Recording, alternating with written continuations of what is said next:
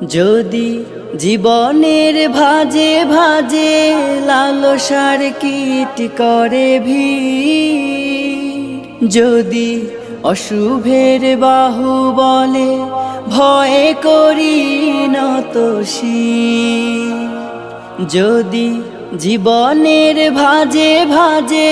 লালসার কীট করে ভিড়, যদি অশুভের বাহু বলে ভয় করি নত শির, যা কিছু কল্যাণ দাও প্রভু মোরে তাই, যাতে পরিতাপ তার পানাহ চাই। হে প্রভু হে প্রভু হে প্রভু হে প্রভু,